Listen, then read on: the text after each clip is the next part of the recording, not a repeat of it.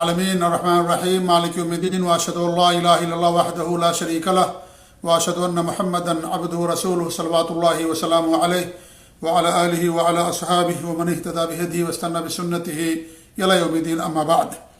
معزز ناظرین و سامعین و مشاہدین، آج بہت ہی چھوٹا موضوع لے کر کے میں آپ لوگوں کے سامنے حاضر ہوا ہوں، اور وہ موضوع بدعات سے متعلق ہے۔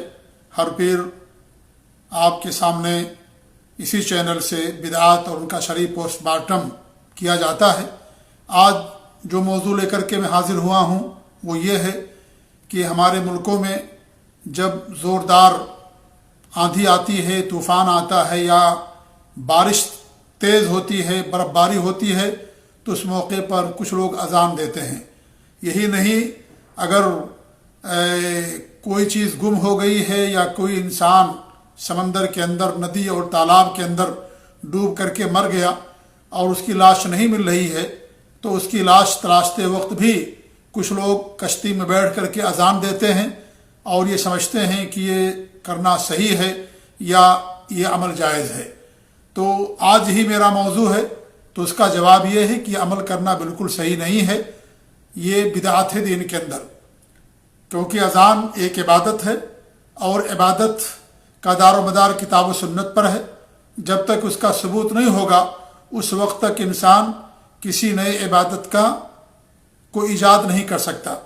اس لیے اذان دینا اس موقع پر یہ دین کے اندر ایک نئی چیز ہے، بدعت ہے۔ عبادات کے اندر قیاس نہیں ہوتا، عبادات کے اندر جو نصوص ہیں ان کو تسلیم کرنا ہے، اور اس طریقے سے اس کے لیے دلیل ہونی چاہیے، اس کے لیے دلیل ہونی چاہیے۔ عبادات کے اندر معاملات کے برعکس، معاملات کے اندر اصل اباحت ہے جبکہ عبادات کے اندر اصل حرمت ہے۔ لہذا جس عبادت کی، جس عمل کی کوئی دلیل نہیں ہوگی، نہ قرآن سے نہ نبی اکرم صلی اللہ علیہ وسلم کی سنت سے، تو اس وقت تک اس پر عمل نہیں کیا جائے گا۔ آندھی اور طوفان کے موقع پر ہمارے نبی صلی اللہ علیہ وسلم نے ہمیں دعا سکھائی ہے، انسان وہ دعا کرے۔ اگر دعا کے علاوہ اذان دینا بھی جائز ہوتا تو آپ باقاعدہ اذان دلواتے، لیکن آپ نے اذان نہیں دلوائی، بلکہ جب بارش ہو یا کڑاکے کی سردی ہو، آندھی اور طوفان ہو، تو ایسے موقع پر اسلام کے اندر یہ رخصت دی گئی ہے کہ انسان اپنے گھر کے اندر نماز پڑھ لے، لیکن اس کے لیے اذان دینے کا کوئی ثبوت نہیں ہے۔ یہی نہیں بلکہ آپ نے دیکھا ہوگا اور ہم نے رد بھی کیا تھا کہ کورونا سے بچنے کے لیے لوگ اذان دیتے تھے۔ کورونا کو بھگانے کے لیے، کورونا جو بھی بیماری پوری دنیا کے اندر پھیلی ہوئی ہے، اس کو بھگانے کے لیے لوگوں نے اذان دینا شروع کیا تھا۔ ہر گھر سے اذان کی آواز آتی تھی، بلڈنگوں سے اذان کی آواز آتی تھی، اور یہ سمجھتے تھے کہ اس سے کورونا بھاگ جائے گا، ختم ہو جائے گا۔ تو یہ ساری چیزیں بدعت ہیں دین کے اندر۔ بیماری بھگانے کے لیے اذان دینا اللہ کے رسول کی سنت ثابت نہیں ہے، اور یہ سب چیز دین کے اندر نئی چیز کہلاتی ہے۔ تو ایسے ہی آندھی اور طوفان کے موقع پر اذان دینا یہ دین کے اندر بدعت ہے، ایسا کرنا قطعاً صحیح نہیں ہے۔ اللہ کے رسول صلی اللہ علیہ وسلم نے ہمیں اس موقع پر دعا سکھائی ہے، اور آپ نے فرمایا کہ یہ دعا انسان پڑھے: اللہم انی اسألک خیرہا وخیر ما فیہا وخیر ما ارسلت بہ واعوذ بک من شرہا وشر ما فیہا وشر ما ارسلت بہ۔ اور اس طریقے سے ترمذی کی حدیث ہے کہ آپ نے فرمایا ہوا کو گالی نہ دو۔ آپ نے ہوا کو گالی دینے سے منع کیا، کیونکہ ہوا کیا ہے؟ مخلوق ہے، اللہ کے حکم کے تابع ہے، فرما بردار ہے، اللہ کے حکم کے پابند ہے، وہ اللہ کا حکم جیسا آتا ہے ویسا وہ کرتی ہے۔ لہذا ہوا کو گالی دینا یہ قطعاً جائز نہیں ہے، یا ہوا پر لعنت بھیجنا یہ بھی قطعاً انسان کے لیے جائز نہیں ہے۔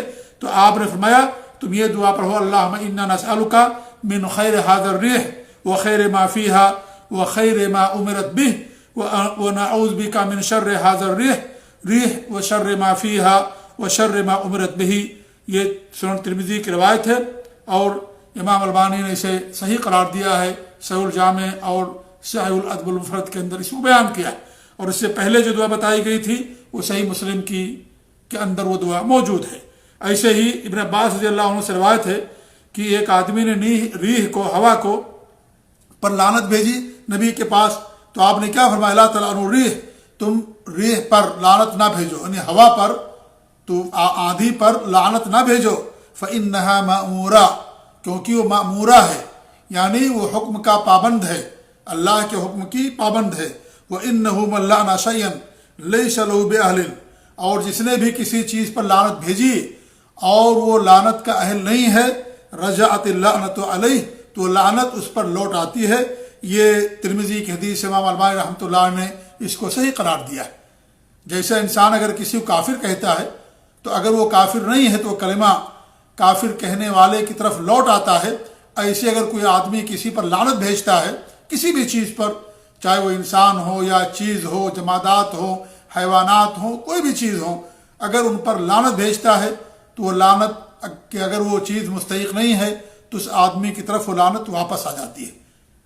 اس لیے انسان کو اس سے بچنا چاہیے، کسی پر لعنت بھیجنے سے، کسی پر لعنت بھیجنے سے۔ جب ریح کو، ہوا کو، مرغ کو یا اس طریقے سے کسی بھی چیز پر لعنت بھیجنے سے منع کیا گیا، گالی دینے سے منع کیا گیا، تو ایک انسان کو گالی دینا کیسے جائز ہوگا؟ اور پھر ایک مومن کو، ایک مسلمان کو، ایک عالم دین کو اور ایک دیندار متقی پرہیزگار کو برا کہنا یا اس پر لعنت بھیجنا، یہ کیسے جائز ہو سکتا ہے؟ بہرحال یہ آندھی اور طوفان کے موقع پر اذان دینا دین کے اندر ایک بدعت ہے۔ مجھے یاد آ رہا ہے کہ جب میں پڑھ رہا تھا مکتب میں تو اس وقت زوردار بارش ہو رہی تھی، اس سے پہلے آندھی اور طوفان زبردست آیا اور کڑک اور بجلی کے ساتھ اور زوردار بارش ہوئی، بہت برف باری ہوئی، مجھے ابھی بھی یاد ہے۔ تو اس موقع پر ہمارے مکتب کے جو استاذ تھے، اللہ تعالیٰ ان کی حفاظت فرمائے، اور انہوں نے ہم لوگوں سے کہا کہ اذان دو، تو تمام بچوں نے یا چند بچوں نے اذان دینا شروع کیا۔ جی، تو یہ چیز ہے بعض علاقوں کے اندر ابھی بھی رائج ہے کہ جب یہ آندھی اور طوفان تیز آتا ہے تو ایسے موقع پر وہ لوگ اذان دیتے ہیں۔ تو یہ بتایا گیا کہ دین کے اندر نئی چیز ہے۔ ایسے ایک دعا اور آتی ہے کہ ہمارے نبی نے فرمایا اللہم لقحن لا عقیمہ، اور یہ امام البانی نے اس کو صحیح قرار دیا ہے۔ وہ کہتے ہیں کہ ہمارے نبی یہ دعا کرتے تھے، لقحن یعنی اے اللہ تعالیٰ پانی کے ساتھ بھیج دے اسے، لا عقیمن یعنی بغیر پانی کے نہ بھیج۔ عقیم کے معنی ہوتے بانجھ کے ہوتے ہیں۔ تو ہمارے نبی نے فرمایا کہ اللہ تعالیٰ تو اس آندھی کو بارش کے ساتھ بھیج اور بغیر بارش کے نہ بھیج۔ تو اس طریقے سے یہ دعا انسان کو کرنا چاہیے۔ البتہ اس موقع پر نماز پڑھنا یا اس طریقے سے اس موقع پر اذان دینا، تکبیر کہنا، اقامت کہنا یا اس طریقے سے اور کوئی چیز کرنا جس کا ثبوت قرآن و سنت سے نہ ہو، یہ دین کے اندر بدعت ہوگا، کیونکہ بدعت کا تعلق ہی دین سے ہوتا ہے۔ اللہ تعالی ہم سب لوگوں کو بدعت سے محفوظ رکھے اور اپنے نبی کی سنت پر قائم رکھے۔ اور میں بار بار یہ بات کہتا ہوں کہ کسی بھی عمل کے لیے سنت سے اس کا ثبوت ہونا چاہیے۔ ایک بات ذکر کر کے اپنی بات میں ختم کر دوں۔ عمر فاروق رضی اللہ تعالیٰ عنہ نے جب حجر اسود کو بوسہ دیا تو کیا کہا تھا؟ فلسفہ نہیں جھاڑا انہوں نے، پیاس نہیں لگایا، یہ نہیں کہا کہ جنت سے آیا ہوا پتھر ہے اور پھر اسی سے طواف کی شروعات ہوتی ہے حجر اسود سے اور حجر اسود پر جا کر کے طواف ختم ہو جاتا ہے، بابرکت ہے، اس کا چومنا اور چھونا جنت سے آیا ہوا پتھر ہے۔ یہ سب انہوں نے نہیں کہا۔ انہوں نے یہ کہا کہ میں نے تجھے دیکھا کہ اللہ کے رسول صلی اللہ علیہ وسلم تجھ کو بوسہ دیتے، اس لیے میں تجھے بوسہ دے رہا ہوں، تو نفع نقصان کا مالک نہیں۔ تو ثبوت ہونا چاہیے عمل کے لیے، عبادت کے لیے ثبوت۔ اگر ثبوت نہیں ہے کتاب و سنت سے، اسی کو بدعت کہا جاتا ہے۔ اللہ رب العالمین ہم سب کو بدعت سے محفوظ رکھے، آمین۔ وجزاکم اللہ خیر، والسلام علیکم ورحمۃ اللہ وبرکاتہ۔